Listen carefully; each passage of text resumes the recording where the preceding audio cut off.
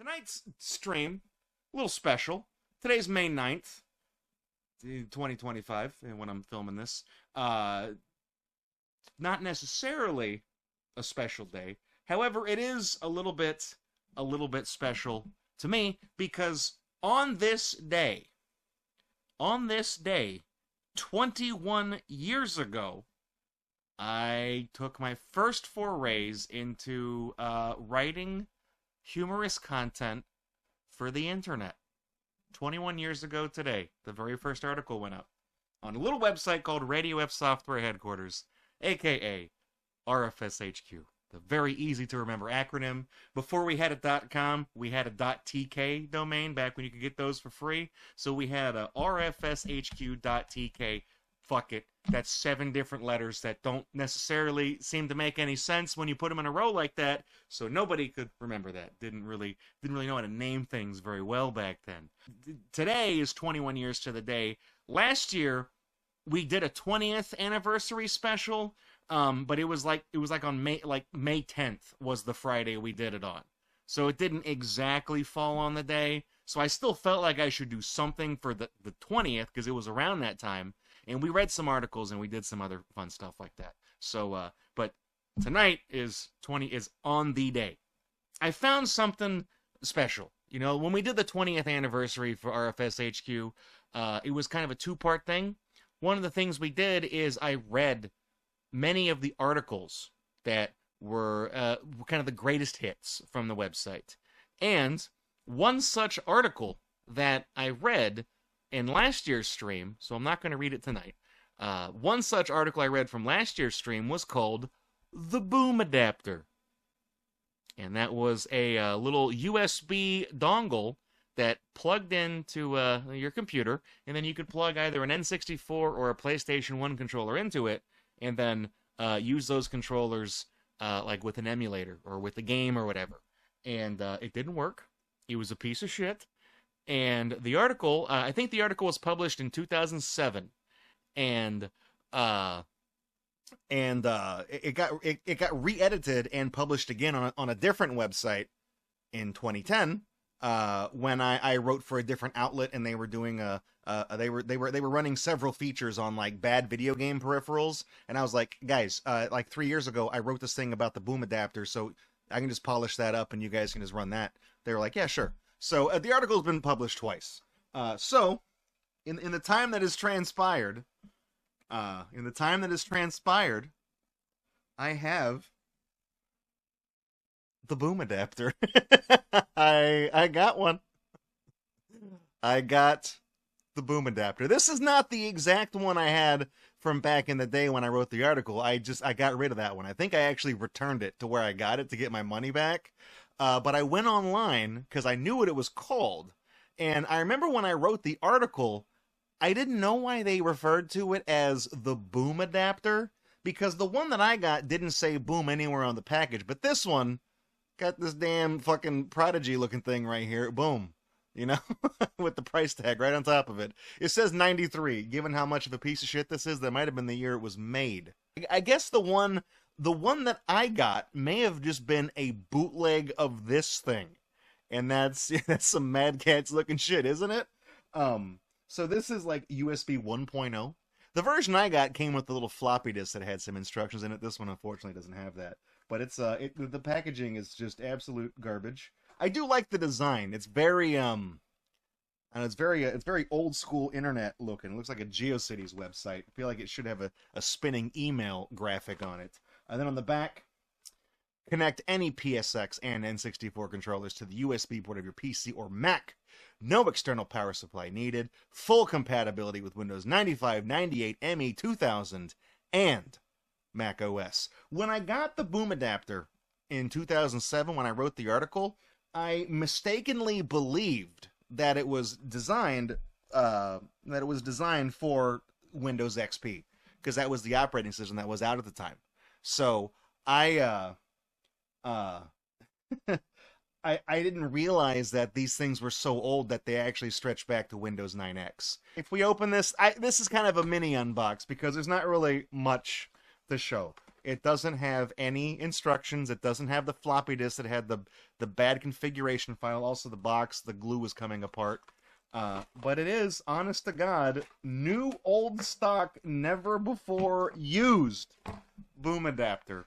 And ironically, now that I've taken it out of the package, it's purple on the box, but it is, aside from the sticker being different, this is it. This is the one that was photographed for the RFSHQ article, 18 years ago?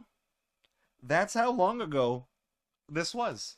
And this, it even has like a crappy little, this has never been opened, crappy little twist tie to hold it in its little trash bag here.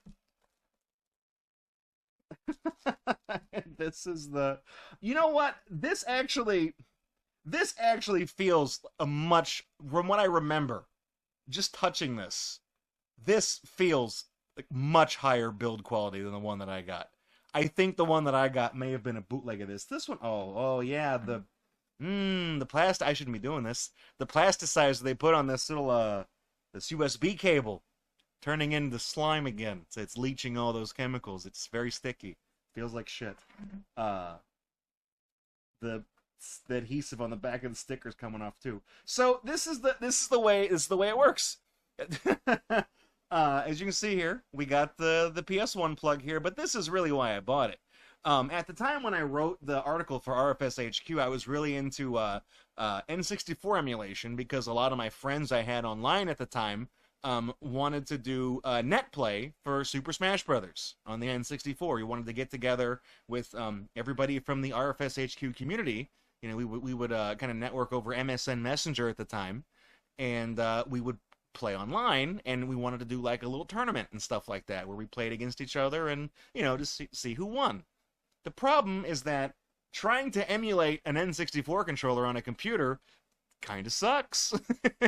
So it's not really easy to do. So I thought I could do the big brain move. I could buy one of these adapters because I knew even back in the 2000s they made stuff like this for the Sega Genesis, the Super NES, the NES, even the Atari. You know, they had a kind of a middle thing that you would plug like an adapter you would plug it into, and then you could use it in, you know, SNES 9X or Nesticle or whatever the emulator choice was back then.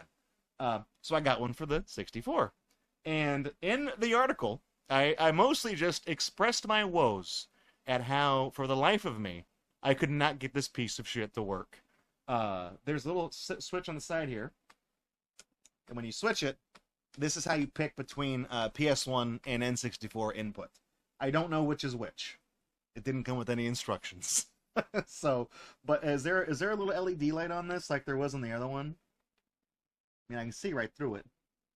Oh yeah, there is. These two little dots right here are LED lights. So I would imagine if this was plugged into the, you know what, can I, against my better judgment, if I plug this into this laptop, will the lights come on?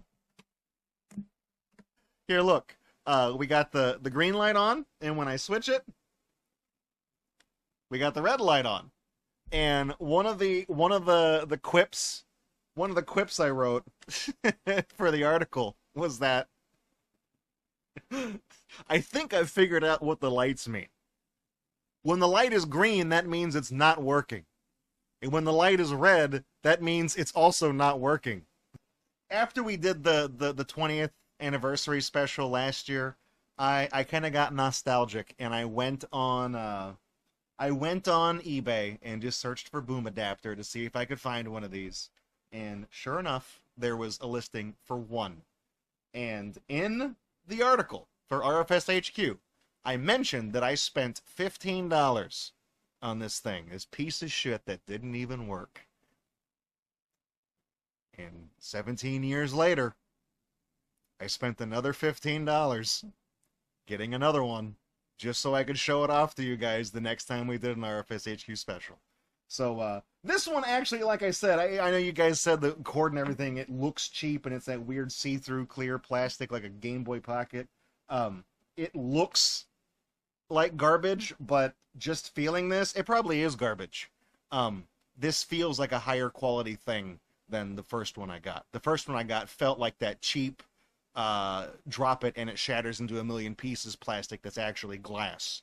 So this one definitely feels a lot better than that. And the fact that, I mean, you're saying 19-year-old light's actually working. The fact that Windows XP is not mentioned on the back of the box, it cuts off at Windows 2000. This is probably like at least a quarter of a century old. At least. I have no idea. But, yeah, like I said, it's not a big unbox. Oh, wait, hang on, look, wait. No, look. Whoa, look. Hang on. Look, there's a date on the board in there. It's either October 5th or May 10th, 2005 is when this was manufactured. So this is, I mean, if this is May 10th, and that's, that's the European style date, this is almost exactly 20 years old. This right here. So we're doing this for the 21st anniversary, and last year we read the article for the 20th anniversary, and this thing right here is 20 years old. Jesus Christ. So I guess they were still making these for a while. But anyways, like I said, I just wanted to show this off as a little novelty thing, because we're doing the RFSHQ thing tonight. So here's the boom adapter. I don't know if it's worth anything. Probably isn't, because it probably doesn't work. But there you have it. We've been reunited at last, and maybe this will go on the shelves behind me as a nice little artifact of another time. Thanks for checking out this video by Gatorbox. To see more videos like it, please subscribe to the channel. You can also support this project financially at patreon.com/Gatorbox. You can also follow us at twitch.tv/Gatorbox to catch us live every Friday night at 9 p.m. Central Time for our main show. Thanks for watching this video, and I'll catch you guys in the next one.